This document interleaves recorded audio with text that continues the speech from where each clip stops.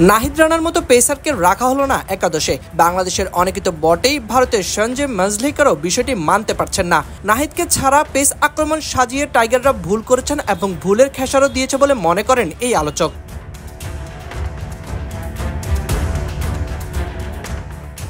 Bharat Bangladesh match শেষে ESPN ক্রিক ইনফোকে তিনি বলেন, বোলিংয়ে মুস্তাফিজ তাদের গো টু বোলার। কিছু ভারতীয় ব্যাটারকে তাকে খেলতে বেগ পেতে হয়েছে। মেহেদী হাসান এমন পিচে ভালো বল করেছেন।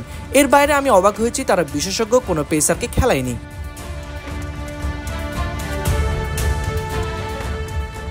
নাহিদ রানা হতে পারতেন বিশেষজ্ঞ বোলার। মানজরেকার জানান, নাহিদ রানাকে না খেলিয়ে তারা তানজিম হাসান সাকিবকে খেলিয়েছে। মনে হয়েছে তানজিম ব্যাট করতে পারে, সেজন্য। পেসের কথা চিন্তা করলে আমার মনে হয় সেরা পেসারকে একাদশে নেওয়া উচিত ছিল। কিছুটা ব্যাট করতে পারে এমন কাউকে নয়।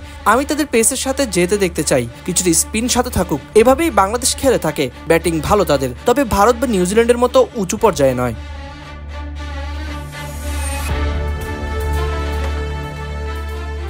পেসাররা খুব সুবিধা করতে না পারলেও রিশাদ হোসেন ছিলেন উজ্জ্বল। স্বীকার করেছেন জোড়া উইকেট। মাত্র 228 রানের পুঁজি নিয়ে রিশাদ লড়াই করেছেন বল হাতে। স্বীকার করেছেন বিরাট কোহলি ও অক্ষর প্যাটেলের উইকেট।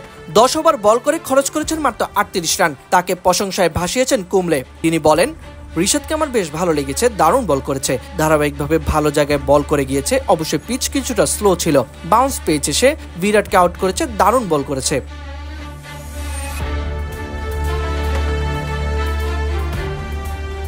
এদিকে 35 রানে 5 উইকেট পড়ে যাওয়ার পর তহিদ হৃদয় ও জাকের আলী অনেক যেভাবে ব্যাটে হাল ধরেছেন তা মুগ্ধ করেছে কুমলেকে। তিনি জানান, ব্যাটিংয়ের দিক চিন্তা করলে তারা বেশ ভালো ফাইট দিয়েছে। 35 রানে 5 উইকেট পড়ার পর এমন একটি স্কোর করতে পেরেছে যেটা ডিফেন্ড করার চেষ্টা করা যায়। ওপেনাররা ভালো করতে পারলে আমার মনে হয় ভালো ব্যাটিং লাইন আপ আছে।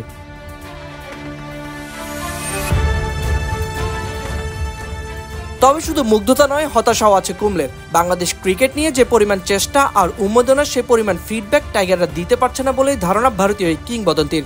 আফগানিস্তান ও শ্রীলঙ্কার উত্থানের চেয়ে বাংলাদেশ দল পিছিয়ে আছে বলে অভিমত তার।